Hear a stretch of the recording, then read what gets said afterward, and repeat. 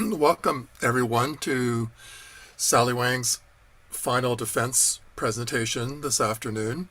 Her thesis is titled Liquid Architecture, and her thesis committee consists of supervisor is Marco Polo, second reader is Will Galloway, and I'm the program rep. With us today, we have two external reviewers. Mazzeo is comes to us from Concordia University, and James Tenyenhouse is from James Corner Field Operations and was a former student at Ryerson. So welcome, everybody. Sally, you have 20 minutes as usual to present. Then we will discuss the thesis for the next 40 minutes, and then the committee will deliberate in camera, so as usual. So go ahead, Sally. Good. Thank you, John. So this is the Milestone 4 presentation for the thesis Liquid Architecture. So first, a quick reiteration of my abstract and what the thesis is trying to accomplish. The aim of the thesis is to formulate an architectural approach to the concept of liquid modernity. This is a term coined by the sociologist Zygmunt Bauman to describe our current postmodern age. So liquid modernity can be characterized by terms such as fragility, temporariness, vulnerability, and inclination towards constant change. The thesis argues that our current architectural thinking struggles to keep pace with the rapid changes occurring in our contemporary society today, and thus we need to find ways to respond to and reflect upon this liquidity of modernity itself. So the idea of modernity can be traced back to Charles Baudelaire's The Painter of Modern Life, which he wrote in 1863.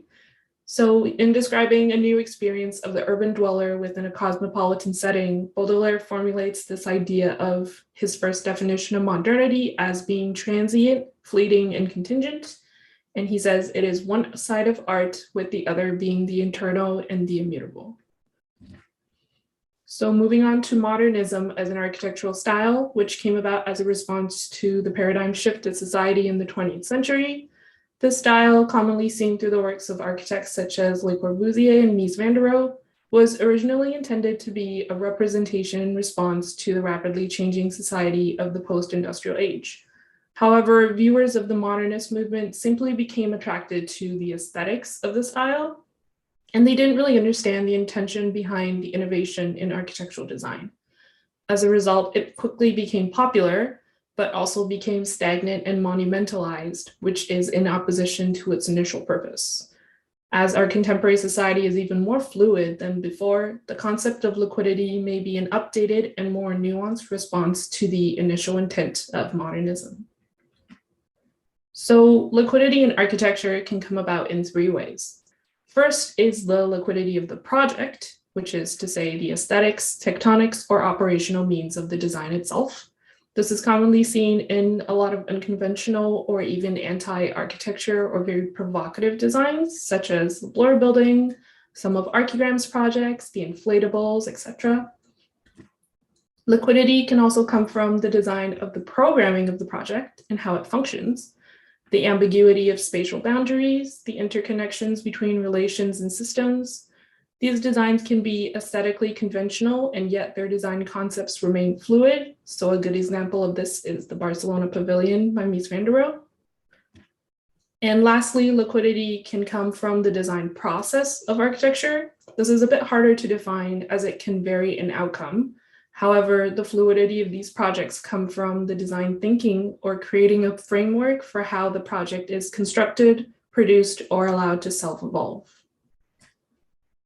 So as the perceived characteristic of architecture being stagnant is antithetical to the nature of liquid modernity, the typology of landform building reveals itself to be a useful hybrid that integrates architecture, landscape, infrastructure, and public space into one amalgamation. Due to the multiple scales of design permitted by this typology, this can lead to spatial and programmatic interconnectedness. So aspects of the design can function simultaneously while being superimposed, which offers it a layer of temporal consideration. Also, the generally larger scale of these projects can allow for more freedom to design at a variety of sequences or successions, where one change in a scale can ripple and affect various other scales. So looking at the site of Toronto, the site of the proposed Real Tech Park project seemed fitting for a landform building. This diagram showcases the site analysis overlaid onto one plan, featuring all site connections, including adjacent green spaces in the color green, Sunsteady in the pink, desire lines and connections in blue, and an analysis of the adjacent programming of the site context. So you can see the west half of the site is in red, and that's predominantly residential condos, while the east side is in yellow, and it's mostly tourist and public attractions. In the north-south section of the site, you can see how the north side is slightly lower than the south, which allows the project to take on an uneven slope on either side, which slopes up into the center. And additionally, due to the trains running below, the topography of the project has to rise up in the center to give it that minimum clearance needed for the trains to operate. So the site of the project is located in downtown Toronto, from Bathurst Street at the west to Union Station at the east. It conforms to the existing train track airspace. The implementation of a landform building over the gap that is the tracks here would effectively knit the urban context together.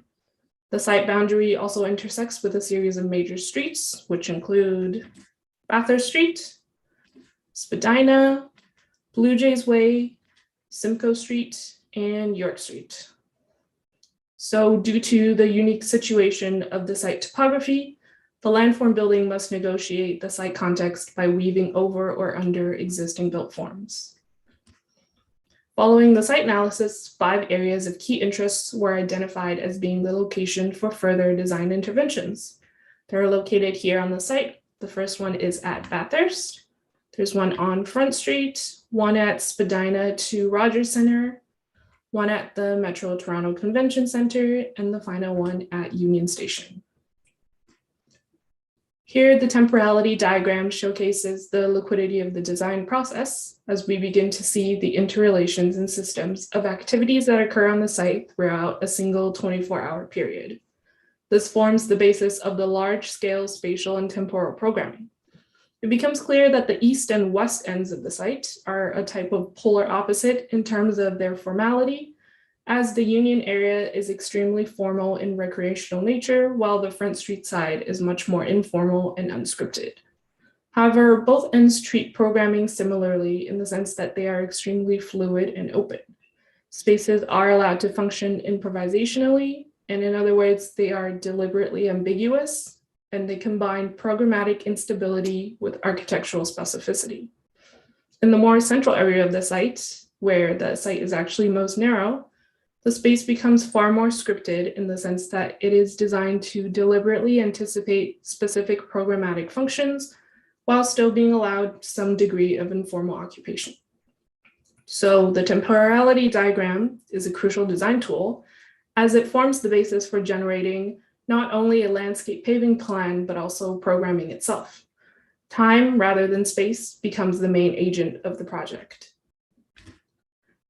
As the landform building has no definitive beginning and end, there's not really a chronological order to which the project should be accessed, since visitors are encouraged to kind of come in or exit at any point, and there's not really a linear journey that is pre-planned.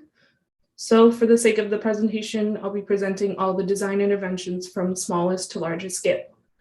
So here in the image at the west end, Bathurst is the first site of intersection as it opens up into the least scripted portion of the project, where the design intervention occurs at the smallest scale over the largest spatial volume. The tectonics and language of the bridge itself is a reflection of the industrial nature of the site context. So the topography rises up to meet the bridge at Bathurst, and then it kind of dips down into an existing patch of wild landscape directly across from the Fort York area.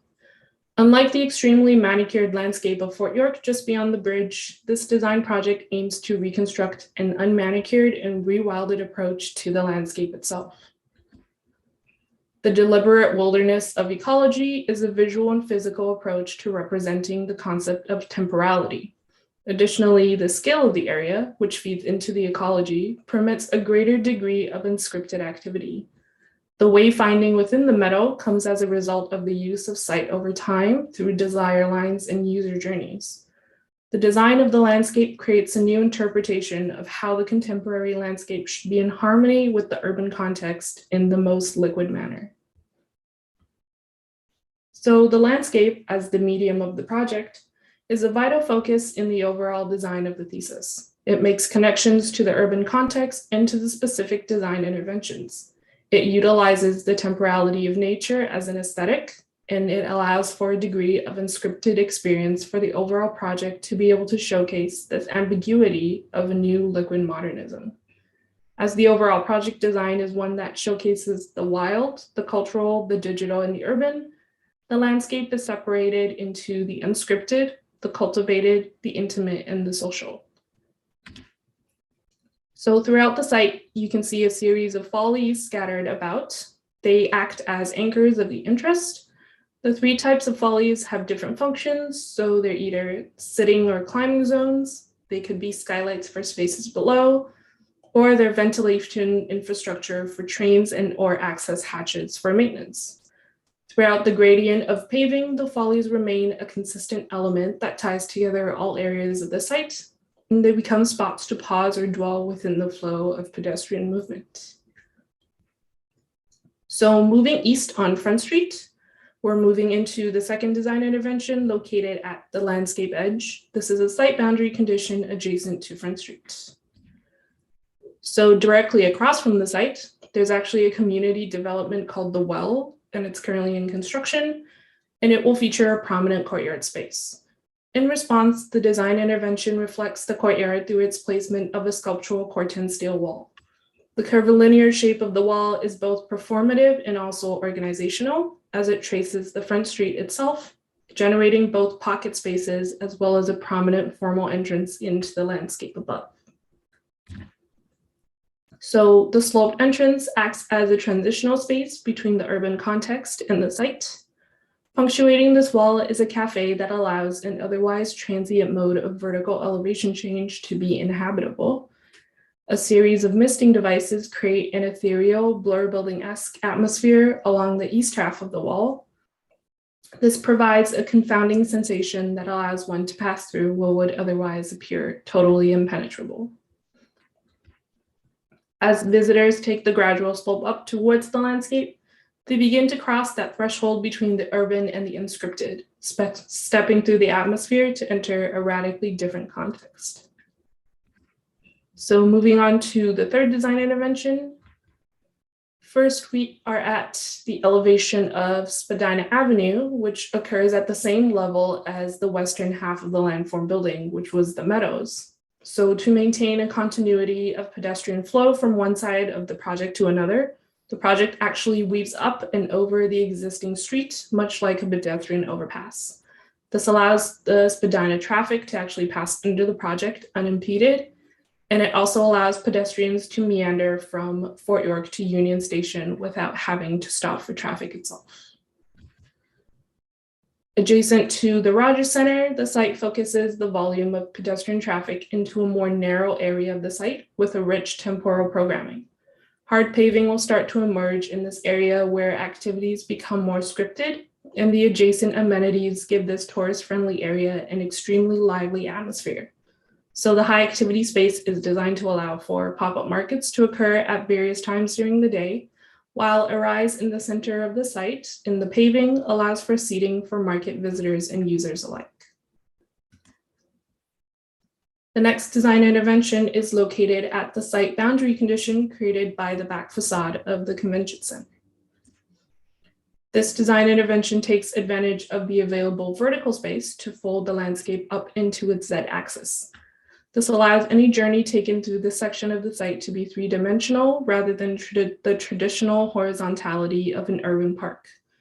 The multi-dimensional voyage brings a direct connection between each elevation change to the ground plane, as the project basically folds over to take on a physical and visual continuity of the vertical plane itself. So the design of the grid is not only a provocation on the mundane rear facade of the convention center, but more importantly, it functions as a celebratory piece that is imagined to be constantly shifting in form and function, a physical manifestation of the ephemeral and phantasmagoric nature of liquid modernity itself.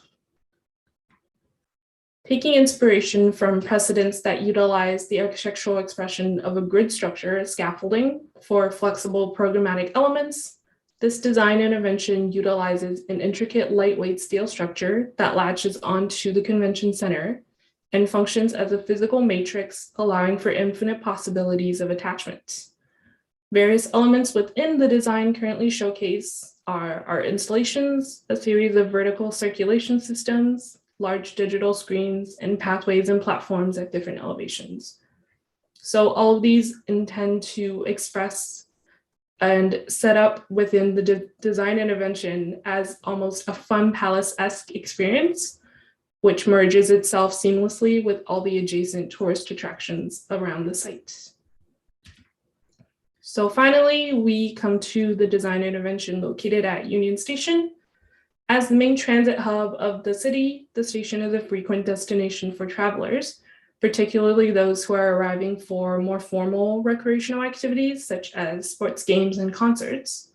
So Union Station design is intended as almost a basin of attraction that welcomes potential formal and informal problematic activities, ranging from sports to markets to mass events or even just simple gatherings. Envisioned as an open-air, large-scale pavilion structure, the intervention above Union Station is designed to reflect a cloud-like form, made up of 4 dome shapes to gently suggest 4 pockets of programming without a formal interior partition that would act as physical boundaries. A series of painted lines on the floor within the pavilion suggest areas that could be used for any activity. The structure of the pavilion is made up of a lightweight steel frame with slender members that are placed deliberately to allow for access to the interior space at any location. A thin cable structure is attached to the superstructure, and the exterior plastic shell is clipped onto the cables. Plastic was chosen as the contemporary version of glass, lighter and more easily manipulated in tectonics. Depending on the events occurring, different sections of the pavilion can be utilized and manipulated to suit the activities accordingly. And at night, the entire bubble takes on a luminescent appearance, becoming a shiny beacon at the end of the rail deck project. At the interior and exterior boundary, the plastic is deliberately pulled forward and pinned onto the ground past the frame. This creates a layering of boundary conditions that blur the separation between the inside and outside. So instead of one plane of boundary, the space between the interior and exterior is stretched to a volume, creating a liquidity of transitional liminal space. So in this sense, the envelope of the project becomes truly liquid in form and character, taking on the cloud-like attribute in more than just an aesthetic sense. So in conclusion, the concept of liquid architecture arises out of a way to address the characteristics defined by Baudelaire, those of infinite change, ambiguity, spectacle, ephemeral, and uncertainty in our contemporary society. Overall, the project manifests the fundamentals of liquid modernity through its various scales of design.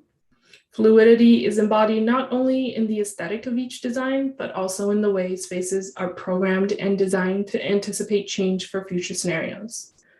Although the interventions are all visually unique, they portray different aspects of modernity through their approaches and attitudes.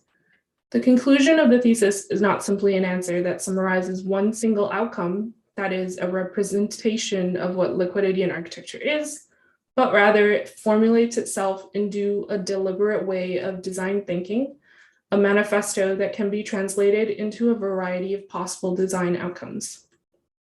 It is to embrace all that is liquid modernity, to remain untethered and view our rapidly changing society in a celebratory nature, and to embrace all that through our media of representation, which is architecture itself. And that's the end of my presentation. Thank you, Sally. So we typically begin our discussions with any questions of clarification and then move into the critique. So I'd like to invite the external reviewers, since you're less familiar with the project, if you have any questions of clarification, and then we'll move on to the committee and then on to the critique. So, James or Ari, any questions of clarification? Thanks, John, and thank you, Sally, for sharing that. That was great. Yeah, I was wondering, Sally, if you could spend a moment going through a little bit more of your analysis to share with us how you got to this design intervention, and if that's not available, maybe spending a bit more time explaining that that program matrix that was correlated with the section of the site. Sure. Do you mean the temporality diagram? Yes. I think so. Yeah, so that was here.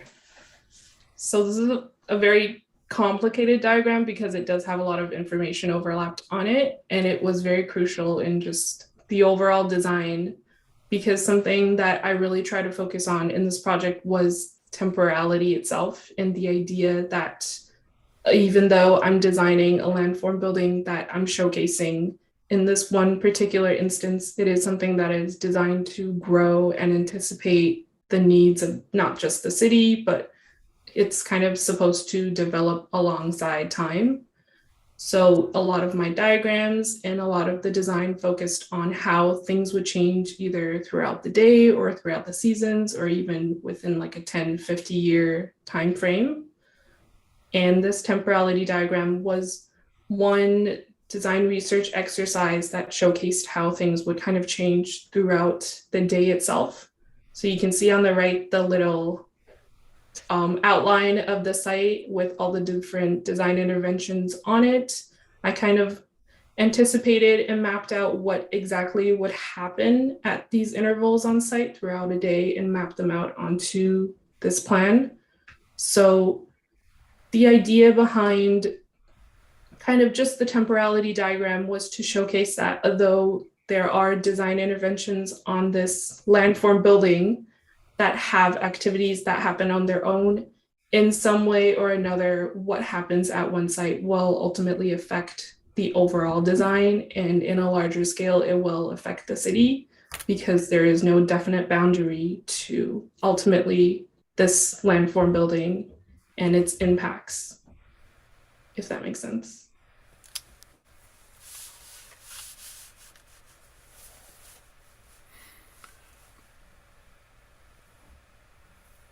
Does that help, James? Yeah. So this is an analysis, just one analysis of many, in which you looked at the time frame of a day relative to the kind of east-west section and its specific program. So it sounds like this was an analysis of the design of itself rather than the context itself, right? This is a kind of a post analysis or a description of the design, correct? Well, the creation of the diagram was something that I kind of worked alongside the design. So they did go back and forth, and one kind of informed the other and vice versa. So this diagram was actually constantly changing as I was designing each design intervention. Okay. Yeah. And the reason why I asked that question was just because we do have access to your submission document, the Thesis Milestone 4. And there were some urban diagrams that I was really intrigued about, and how that set up the basis for your design intervention. So I'm just trying to see how that relates to this diagram and the project as a whole. Right.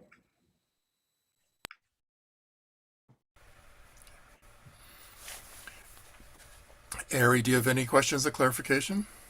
Not question of clarification, but I like just to support Sally in order to answer James that this is a clear example of design process in research applied into this context, and is very beautiful example of liquidity into the, let's say, in real-time adaptation of the different changes that she did during the description of the different interventions. It's pretty much, let's say, to interpret as a research tool. So, Sally, I have a question relating to your enumeration of 3 forms of expression of liquidity in architecture. You mentioned of the project and of the program or function, and you had examples for those too, but there wasn't, that I recall, an example that was provided for the design process. You said that was a little more difficult to define. Could you describe how that was manifested in your actual project, the design process liquidity? Yeah, so the design process and how that can be liquid was actually, like I said, it was hard to define, but it was also the most interesting aspect of liquidity throughout the research itself. So some of the precedents I was looking at was, for example, Rumcool-House's Downsview Park proposal, in which they were very specific about creating, instead of an aesthetic to the project outcome, it was about the framework for how the project kind of self-evolves throughout the seasons or the years or the project process. And something I tried to incorporate within my own design was, I think one of the examples is trying to define how the landscape of the design project could actually have liquidity in the process. So it was a bit of like relinquishing control of what you want the landscape to evolve into, but rather respecting both the ecology and the urban context and letting them kind of develop on their own. So on a very small scale, I think one of the things I mentioned was this idea of having people kind of walk through the site when the project is first built. So when all the ecology is very low on the ground and grass is kind of just starting to grow, people would kind of trample within the site itself to get to where they need to go. And as the ecology kind of grows and becomes rewilded, where people are walking more than others would kind of self-evolve into these paths, right?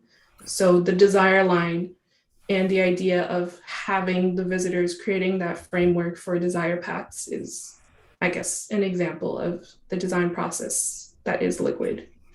Okay, thank you. Let's move on to the critique if there are no further questions of Sally. Unless the committee members have any questions, but no. Okay, so let's move on to the critique.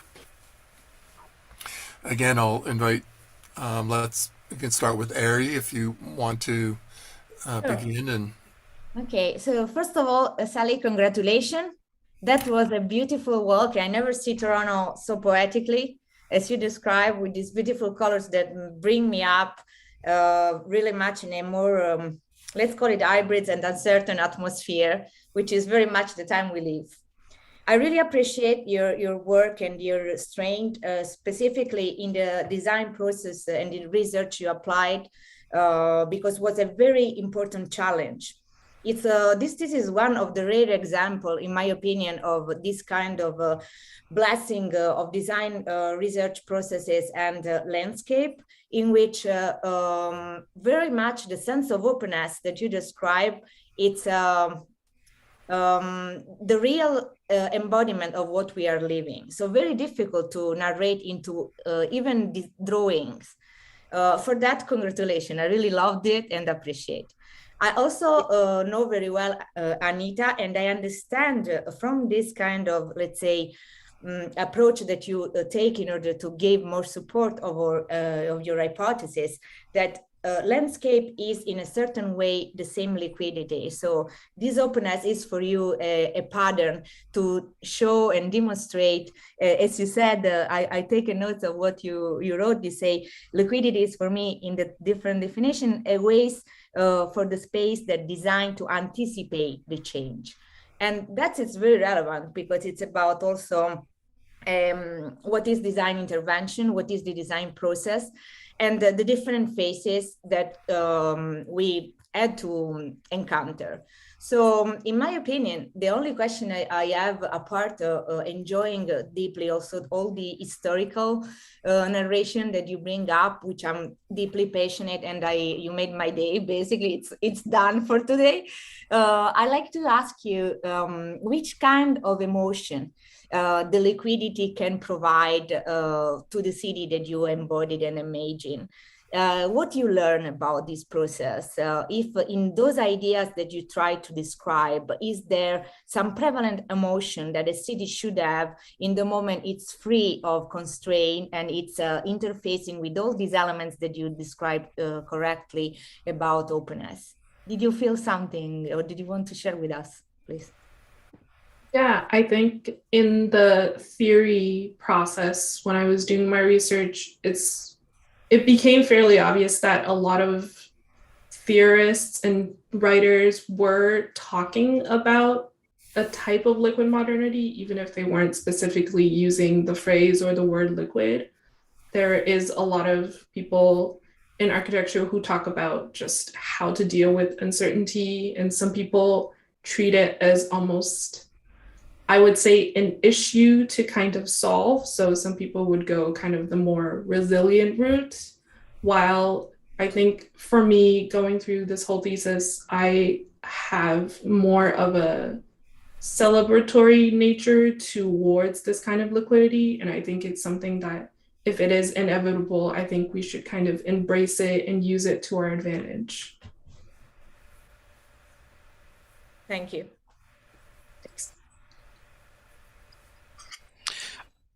I would also like to congratulate you, Sally. The document that was sent prior to this session here, it was a very tight and well constructed document, and the presentation was really well done. And I think, just on your last note about celebration, I think that's a great theme or note to carry on in your work for the rest of your life. But also, just that in itself is a feat in architecture, which tends to be a little weighed down with the baggage of critique and a little negativity. So I think the fact that your project, or that you tried to be celebratory, but also that it certainly conveys celebration readily through its exhibits and its the work, I think is a feat in and of itself. It's no small project. This thing's massive. And so to that end, I would congratulate you for wrangling this thing into some form of deliverable, because that in of itself is certainly no small feat. To handle something that crosses multiple blocks and basically the scale of the city, I think is a feat in of itself. So that congratulations on that. I think I struggle with this project a little bit with some of the terms that are used loosely, and I think liquidity is kind of the umbrella under which there others are kind of tossed about: flexibility, indeterminacy, change, and I think it would be helpful to get to a little bit more specifics on how those are being applied or understood relative to the intervention or interventions, because really your project is a series of interventions across an east-west transect through the city, and I think just being able to understand how they are working would be useful. And so that's why I asked those earlier clarification questions about what is the grounding for the project, and I saw and what is it trying to do. And I think through some of your urban diagrams, there was a concept or about it supporting flow, connectivity, kind of supportive programs to the surrounding context. And I was really intrigued by that diagram. And is it possible to put that back up on screen while we get into this a little further? Because it's a really expansive diagram.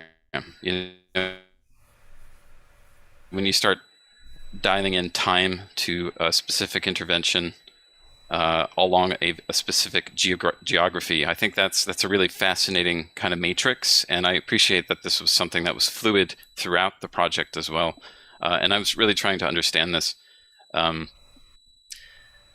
it appears that your project is a series of projects along a larger territory, right? I'm intrigued how it kind of addresses the notions of flexibility or change in different ways across those, say, 6 projects. And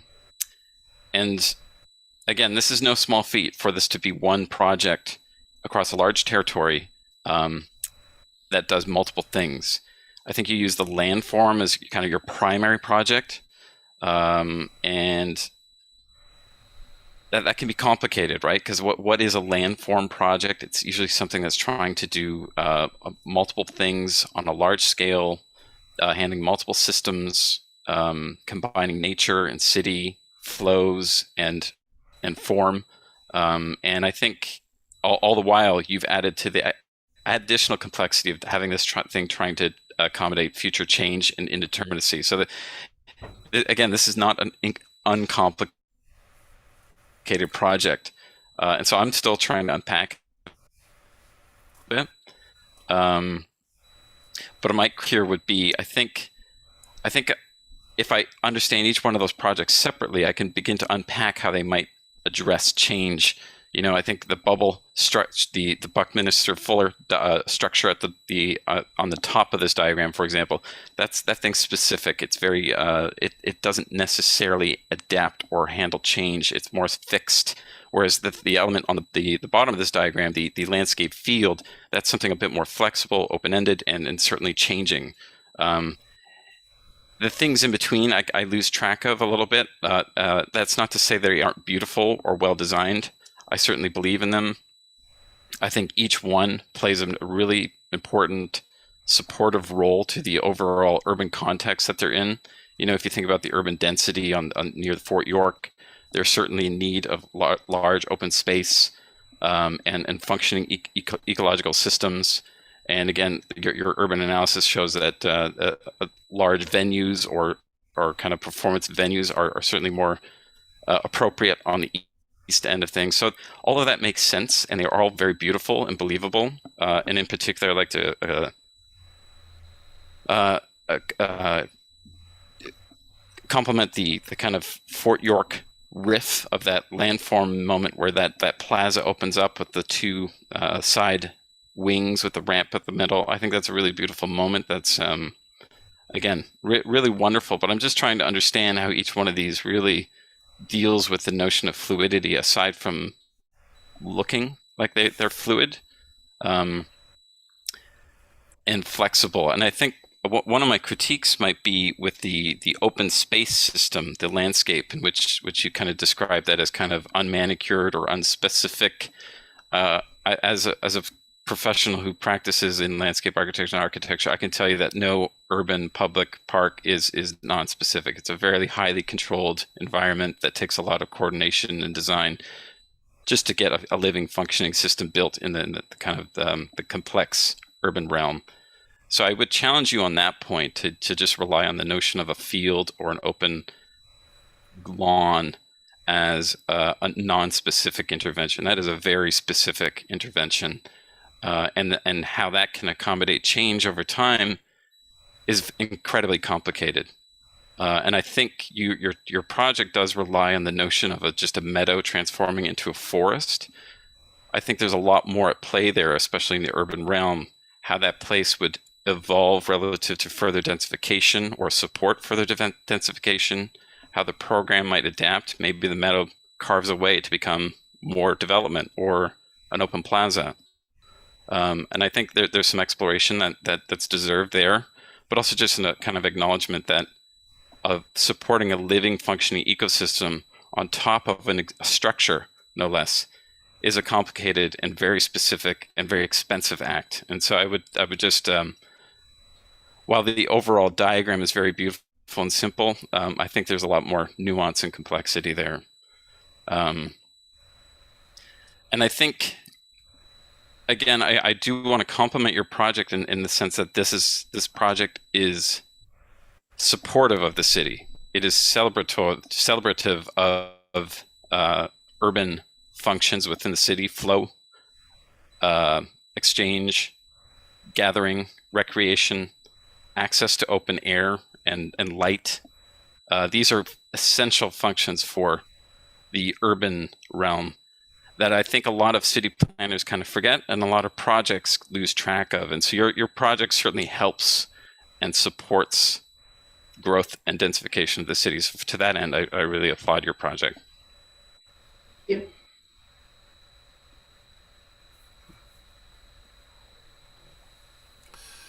you. Will, do you have any comments, a second reader? Yeah, I suppose I could say a few things.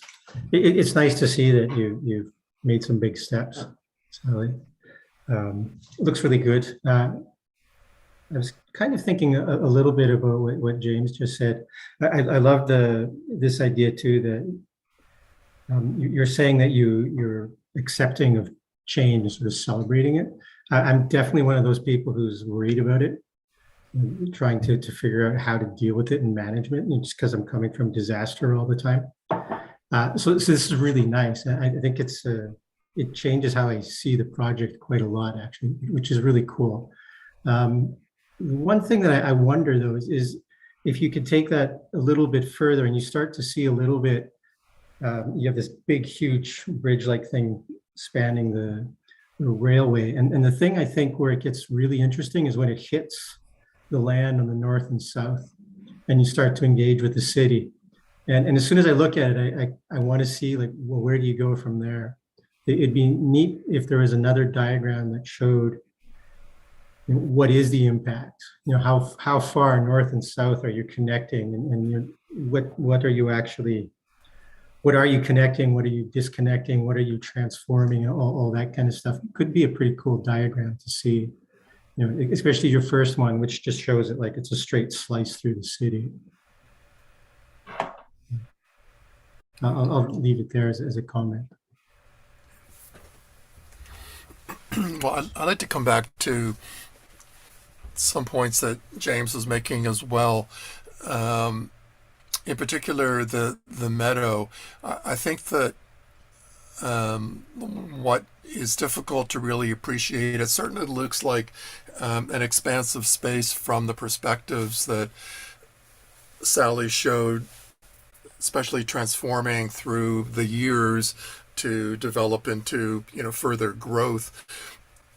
But in fact, in the scale of the length of the entire project is enormous, but in terms of its cross section, it's quite specific. It is at times going over the rail lands, and so that does pose or technical issues, which of course Sally was not going to be getting into. But the again, coming back to the cross section, there's already a lot of development. Certainly the whole rail lands to the south of this very thin slice is already kind of known. That's been developed. There's only one building currently under construction at Spadina, and that's quite complete. The north side is across from Front Street is currently in transformation, although that is quickly also acquiring a number of large developments. So this isn't going to, this specific kind of slice of intervention running from Bathurst to Bay Street or York Street is probably not going to see any specific development on its particular area. So I think in that regard, it's fairly safe. So I think that there's an interesting sense of scale that Sally was able to achieve in suggesting that it's a meadow, and certainly on the scale of people walking through it, it would feel like a wonderful break from the city, but I don't think that it's like the kind of area that would feel the pressure of further development. So I just wanted to clarify that particular component, in case there was still a question around that. Sally, I'm glad you showed a diagram as you were moving into that Fun Palace component of the landscapes kind of going from the horizontal to the vertical. I think that that's a very successful diagram. It doesn't in your images that are very filled with magenta components around that part of the site. It doesn't seem that it's really translating into as elegant a proposal as the diagram is showing. I know that there's some a vertical green wall and there's some rock climbing facilities to try and address that verticality. But it seems in the overall plan that there's a distinct green swath on the eastern half of the site, and then it becomes far more urban on the other side with less of that kind of intervention. And so I wonder whether there might be further interlocks between the eastern and western ends that might blend together the whole project rather than a series of kind of episodes, the way that certainly the diagram we're looking at right now tends to convey the project. And certainly it's the way that your temporal diagram was constructed. So, perhaps it's a matter of reading the drawings, but there seem to be two different approaches between one half and the other half.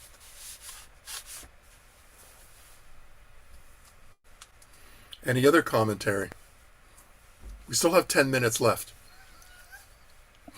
I could talk for hours on this if I get Good. the opportunity. Keep going, James. All right. Well, and just to expand further on the notion of a meadow in the city, I think it's a beautiful idea. It's certainly needed from an ecological perspective. Housing spaces for stormwater collection, retention, evapotranspiration, bird migration cycles, insect habitat, places for respite from the urban realm, dealing with climate change, space for dealing with intensive heat in the urban realm.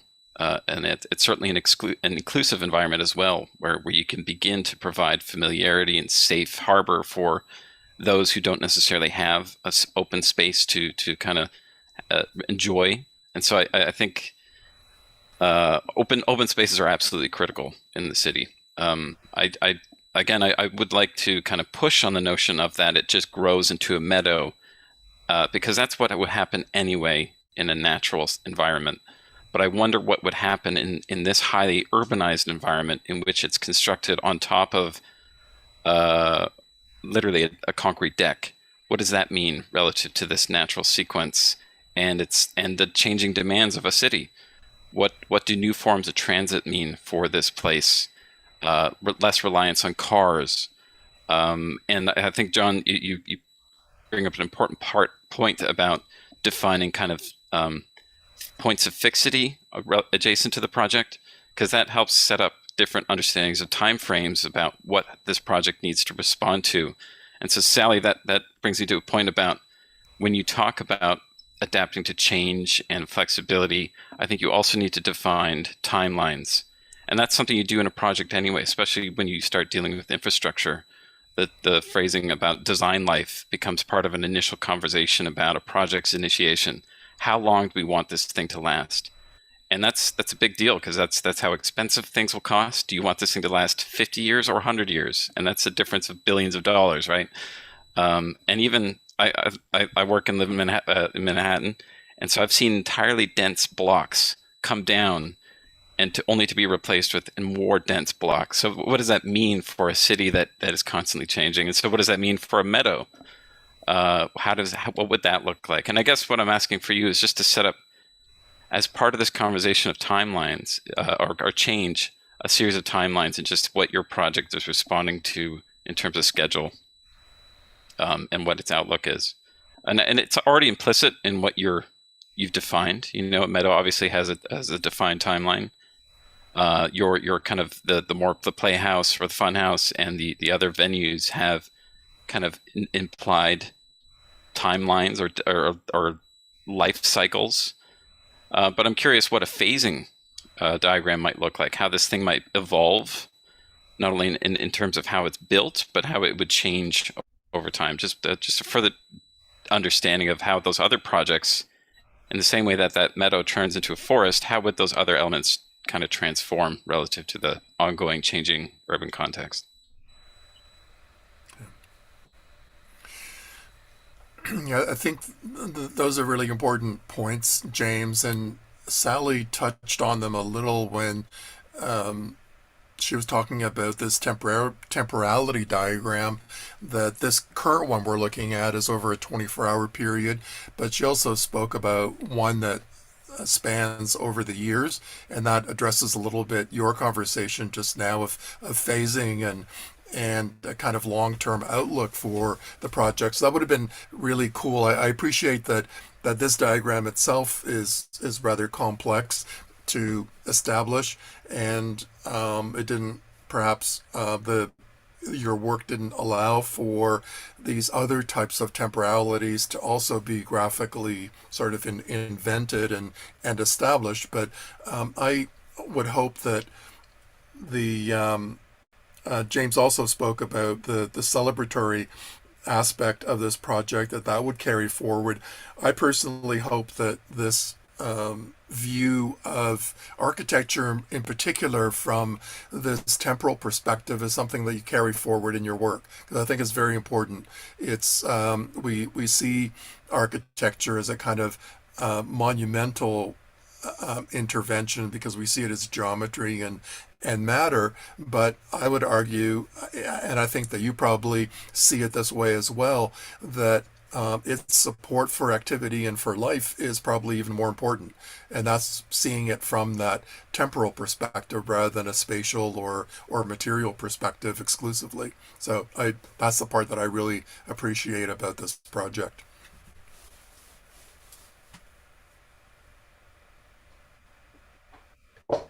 Maybe I'll just weigh in as the supervisor who's been along for the ride the whole time. So you don't need to hear a lot from me because you've been hearing it all year. Yeah, I certainly want to congratulate you. As James has pointed out, and we have talked about all over the course of this project, this is no small project. This is extraordinarily complex and of an insane scale. So insane that it's 2 to 3 times as big as all the other proposals for the rail deck park that we've seen, you know, the real world proposals, none of which has seen the light of day for all kinds of reasons. So really an extraordinarily brave undertaking. I also wanted to say, you know, how much I enjoyed the process of working with you. You started this whole thing really with Zygmunt Bauman and that concept of liquid modernity, and asking that difficult question of how can architecture, which we associate so much with permanence and fixity, how can it actually reflect these things? And then looking at the kind of the record of modernism that was trying to do some of this and quickly became kind of ossified into a kind of iconic and canonical kind of architecture, which became monumentalized, and so goodbye liquidity, right? So really taking on some of those difficult questions, and then your openness to expanding your research and going back to, you know, early or mid 19th century, you know, foundational notions of modernity, and starting to understand that this is not just a contemporary phenomenon, but is a larger kind of condition that you plugged into.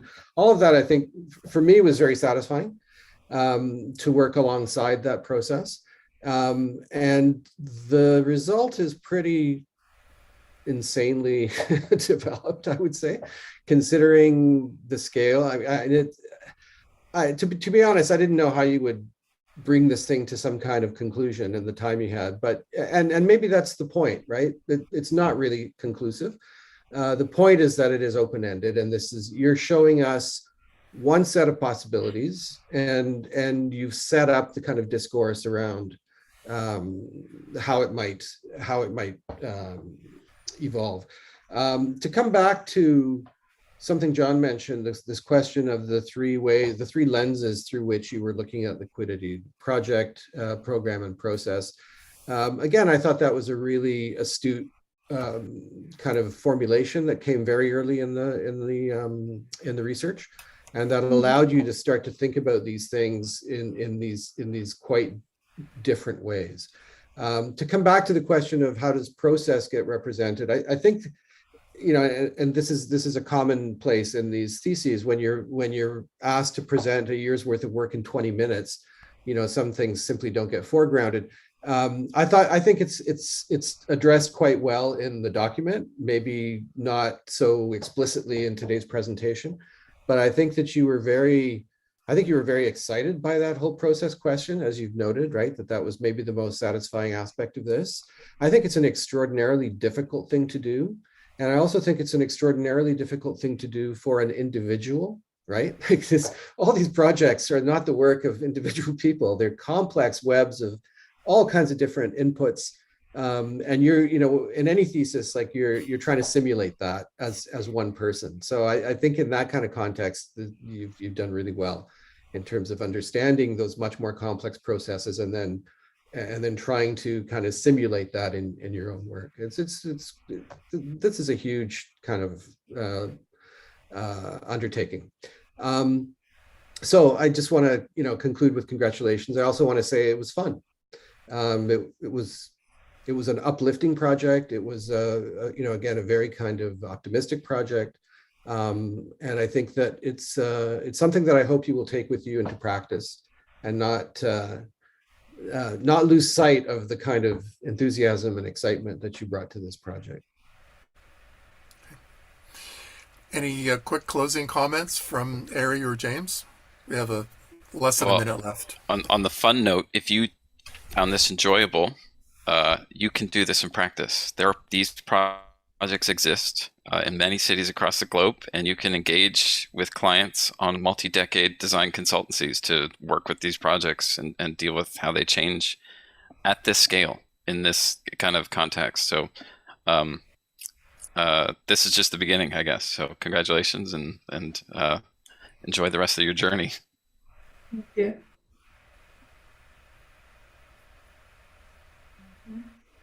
And for me, just bravo, Sally. Try to don't lose in any moment of your journey these big dreams that you have in your heart, according to how much a city must be fun. I think that, as you know perfectly, public space are psychological space. So I'm very curious to see what's going on when user or people will be interact in this openness, which kind of variables, independent variables in that sense, will alterate also this beautiful anticipatory scenario. I celebrate it. It's extremely positive, and also in the sense of introducing really design research process. It's one of the most avant-garde project I see. So I'm very happy to be here, and thank you for the invitation, and congratulations to you and your supervisors. It was really good. Thank you, Sally. We'll meet as a committee now for our deliberations, and Marco will get back to you with the results. Yep. So our guests, please stay for the discussion. Sally will invite you to leave. I will stop the live streaming and recording, and then, as John said, Sally, I'll be in touch with you. So just watch your email for a quick invite.